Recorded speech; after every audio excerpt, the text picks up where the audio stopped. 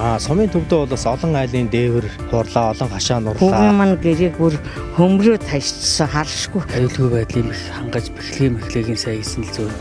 Нөхөр энтэнд даруулж өгч байхыг би л үзээгүй юм. Нэлээд жил болоод нөхөр даруулж өгөх юм байна шүү дээ. Ямар ч байсан нэг 10-аад жилийн хөдөлмөр бол тэгээд баг явчлаа л байсан. Бороо их орж өөрт их автж байна. Айлууд усанд автж байна. За эмийг зайлуулах помпод имжил авч явах чинь юм. Төмөрж явж ирлээ гэхэд шууд маргааш нэг одоо дараагийн одоо юу бэлдэж засвар үйлчлэгээ бүх маягдлаад ингэ бэлдэж зүүнний нөөцийг бол бүрдүүлсэн байгаа.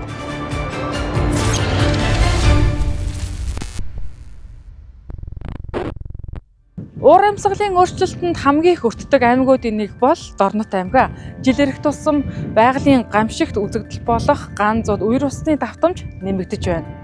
Жилд гардаг хамшиг нь 130-40-оос эхлээд сүүлийн үед бас нөгөө одоо нодон жил ихэд 180 болоод өссөн. За энэ нь бол мэдээж нөгөө үйлчлэл хүнд байсан, усны дуудлага ихтэй байсан, өвөл 102-ын дуудлага нэмэгдсэнтэй холбоотой байгаа юм.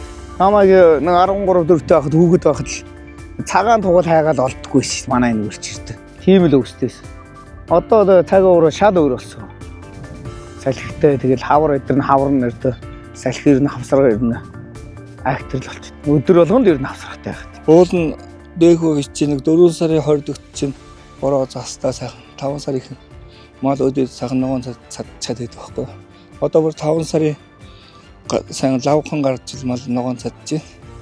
Аадар бороо хүчтэй салхи их цас үер ой хэрийн төмөр гэх мэт гамшигт үзэгдэл сүүлийн 20 жилд 2 дахин нэмэгдсэн. Тэр дундаа Дорнот аймагт хавар намрын улиралд хэд хувир ашиглалттай учир хэрийн төмөр салхи шуурга зэрэг гамшигт үзэгдлээс гадна бэлчээрийн даацх төрч хөрсний доройтол нүүрэлж байна. 2023 оны 5 дугаар сар Дорнот аймгийн Матад сум. За өдөржингөө ер нь салхилсан. За 16 цагаас 17 цагийн хооронд бол маш хүчтэй салхилж бас гамшигт үзэгдэл боллоо. Олон байшингийн дээвэр хуурлаа сумын төвдөө бол тэгээд олон машины цонх хагарлаа. Зүгээр зогсоол дээр байсан машины цонхол шууд нэвтээр хагарсан ийм хүчтэй салхи боллоо. Байгалийн хүчтэй салхи юм болохоор одоо тэгээд яах вэ тэгээд ер нь тэгээд одоо иргэдэд анхааруулж хэлэхэд одоо тэгээд анх барьж байгаа байшин энэ байвал яг сайн аюулгүй байдлын хангаж бэхлэгийн сайн хийсэн л зөв юм байна гэж. Бага охинтойгоо эхнэртэйгээ гуруулахна. Ялцчих нэг байгаль. Тий. Байгалийн имиж одоо дийлэхгүй шүү дээ. Гуруулахна гэнтгэл улаашаар орж ирээд бөөж улаашаар орж ирээд л. Тэгээд хоног дийлэхгүй осолж байгаа чил энэгээр тэр машин дээгүүр төжигнэл байсан. Ирсэн чил гэрээ маань ингээд бүр болохгүй болгоцсон шүү дээ. Шийдчихсэн байна. Машины цонхнууд бүр хагарчсан байна. Нарны тойл энэ бүр хагарчсан. Хүүгийн маань гэрээг бүр хөмрөө ташчихсан харшгүй. Ер нь тэгээд энэ орионд урд өмнө үзэгдээгүй айхтрал салхи шуурга болсон. Би л ойрын жил ийм болж байгааг ердөө үзээгүй. 2024 оны үл Монгол орны их нутгаар хэмжээний цас унаж газар нутгийн 80 орчим хоёрыг зудын аюул нөмрөв. Тухайн үед малчин түмэн амаргүй өвлийн арт гарч байсан. Цаг агаартай холбоо бүхий өөр хоорондоо харилцан нэгт уялдаатай асуудлууд жил ирэх тусам хурцаар тавигдаж байна. Нэг 10-аад жилийн хөдөлмөр бол тэгээд баг явчлаа л байсан. Дахиад шинэ мөрнөөс эхлэх байх та одоо. Тэгээд энэ цагийн хатуу чинь харин хүний мэс чанарыг харин харуулж өгдөг юм байна гэдгийг л харин энэ нэг далинд бол хэлчихэ. Тий. Хүн бол ер нь шантарч шээ. Уур амьсгалын өөрчлөлтийн эрсдэл нөлөөлөлт малчид хамгийн ихээр өртсөөр байна. Давтамж нь улам бүр ойртож байгаа байгалийн давагдашгүй хүчин зүйлүүдийг хэрхэн яаж гарц хохирол багтаа даван тулах, ямар хариу арга хэмжээ авч хэрэгжүүлэх нь өнөөдрийн тулгамдсан асуудлын нэг болоод байна. За бэлэн байдлын хувьд бол мэдээж сүүлийн үед бол машин тэрэг техникээр бол хангагдж байгаа. Одоо евро стандартад нийцсэн одоо усны багтаамж өндөртэй, хөөсний одоо савн өндөртэй, өндөр даралтын хоолойтой ийм одоо автомашинуудаар хангагдж байгаа. За шуурхай албаны автомашинд бид нар дандаа фурган машин ашигладаг байсан бол одоо сүүлийн үед за Land 76, 78, 79 за тэгээд одоо Nissan-ы одоо Y62 болоод ийм машинуудыг бол голдуу хэрэгжилж байгаа. Дээр нь бол одоо албаагчдын ховц хэрэгслийг бол нэлээд сайн анхаарж байна. Аврах ажиллагааны буюу тэр одоо баг чирэгслийн зав байт юм, үлээх чапраад байт юм уу, тэгэл одоо дрон холбооны хэрэгсэл за ингээд ийм одоо зүйлүүдээр бол хангахад бол тэгээ усны помп тийм ээ одоо бид нар сүүлийн үед одоо энэ бороо их орж үерт их автж байна. Айлууд усанд автж байна. За энийг зайлуулах помп одоо энэ жил авч явах жишээний том хүчин чадал сайтай. Газар нутаг томхонтой энэ халахгүй матад сумын чиглэлд 19 дугаар талбай дээр бид мөн одоо бас нэг бүлэг томилоод ажиллаулж байна. Тэнд одоо тэр бүс нутагт янз бүрийн одоо гал усны аюул гарвал шуурхай арга хэмжээ авах энэ аймгийн төвөөсөө гарснаас 19 дугаар талбайгаас хөдлөх нь бол одоо богино хугацаанд хүрч ажиллах юм одоо зүйтэй гэж бид үзэж ингэж ажиллаж байгаа. Хүмүүсийнхээ хөдөлмөрийн аюулгүй байдлын асуудал дээр бол онцгой анхаарч ажиллах ингээ шаардлага бол зүйсээр тавигдаж байгаа. Ер нь бол цаг агаарын мэдээлэл өөрчилж байна. Мэдчихсэн шүү дээ. Мэдчихсэн мэдээлэл одоо арга хэмжээ аваад явж ил байгаа.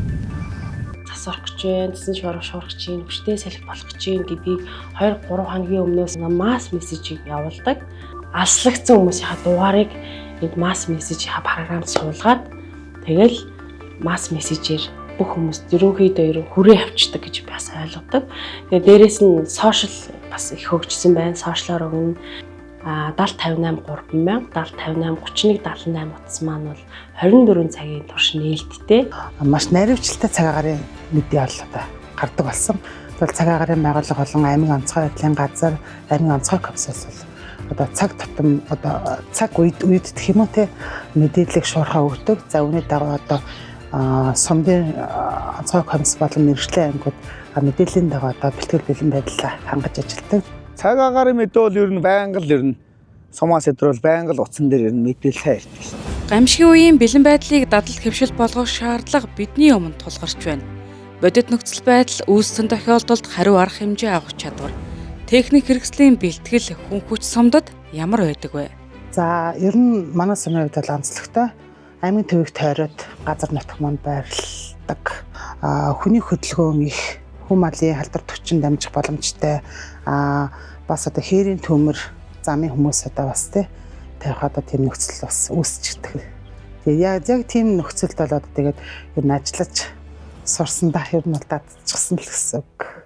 Уур амьсгалын өөрчлөлт сүүлийн жилүүдэд маш эрчимтэй явагдаж байгаа. Энэ үйл бас одоо хураашилт ихтэй байлаа. Тэгээд хээрийн төмөр ам гарснаас хойш одоо дөрөвт удаага гарч ирээ та. Гамшигаас хамгаалах мэргэжлийн ангийн одоо бүрэлдэхүүний дийлэнх хэсэг буюу одоо 90% бол одоо төрийн албаагчид эзэлдэг. Төрийн албаагчид маань хвшлэн докторс уршилтай учраас энэ нөгөө сэлбэг хэрэгсэл баг хэрэгсэл дээр бол ажлаас орчихсан. Дуудлага одоо гарсан тохиолдолд одоо ер нь бол аль болох шуурхай 40 үлээх чапраад одоо ингээд шууд одоо аваад гарахад бэлэн бэлтгэл хангаал байж байна. Яг уу дээшээ өгсөн чимгүү доошоо буурсан чимгүү л юм тогтмол тавьж явж байгаа. Тэгээ энэ дээр нэг зүйлийг би бас нэмж хэлмээр санагдаж байна. Учир нь юу гэхээр манай ажилчид их сэтгэл гаргаж одоо төмөрч явж ирлээ гэхэд шууд маргааш нь мэргэжлийн байгууллага шиг онцгой байдлын газар чинь шууд ажилладаг шүү дээ. Яг тэрнтэй адилхан одоо дараагийн одоо юу бэлдэж засвар үйлчлэгээ бүх юм ээлдэд ингэж бэлдэж тавьдаг. Тэгээ яг тэр ажиллаж байгаа хүмүүсийн одоо юу гэдэг орч өдрийн нэмэгдэл энэ тогтмол олгогч гэдэг юм уу. Энэ талаас нь бас дэмжээтэй ажилладаг. Тэгэхээр нөгөө багж маань нэвтэрчлээ, тэр маань болохгүй байх гэдэг иймэрхүү асуудал ерөөсөө гардаггүй. Уур амьсгалын өөрчлөлт, бэлчээрийн гарцын хомсдол, малын шилжилт хөдөлгөөн, шин төрлийн халдвар төвчний эрсдэлт нэмэгдэж байгаа тул нэгдсэн удирдлага зохицуул бүхий хариу арга хэмжээний тогтолцоо мал эмнэлгийн салбарт мөн адил хэрэгжиж байна.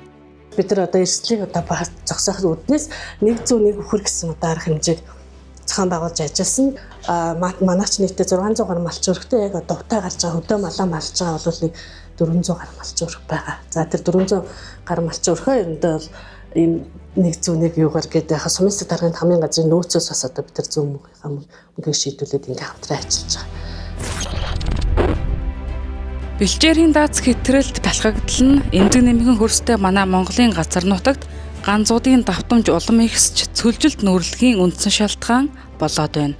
Гэцүү байгаль 2-3 өдөр шуурчгаал ер нь мал хонорч нь жоохон ийм өвс муутай болчоор эдсэн тэгсэн бэлчээр нь ер нь муу болохоор чинь тэрийг өлий даатдаг байхгүй. Хашсан мал гэтэр чинь тэгэл яач ийсэн хашгээл хашин цаг угрын мэдээ аваад хашиж мань чинь тэгээд нэг 2 өдөр шуурчгаад ер нь өлөө даахгүй ер нь мал хөөчний одоо шал өрөс. Өөрсөндөө таарсан ер нь мал хонорт актер ер нь гаднаас ер нь актер мал хонорл ер нь хаммааргүй. аймагт байгаа хүн хотоос өдр хүн амьтан ер нь олон мал, адуу мал өдр тэрийг л ер нь хармааргүй.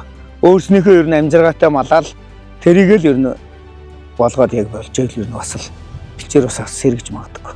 Тэгээ хадлангаас авчихвал тэгээд малцдаг. Гэхдээ яг тэр нэг 1000 хүрсэн 1000-аад л хариулаад л.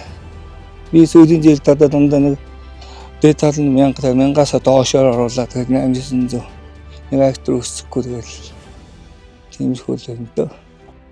Бэлчээр ургамлыг хамгаалах даацыг хэтрүүлэхгүй байхын тулд малын тооны ачааллыг зохицуулах нь чухал байгааг судлаачид захиж хэлсээр байна.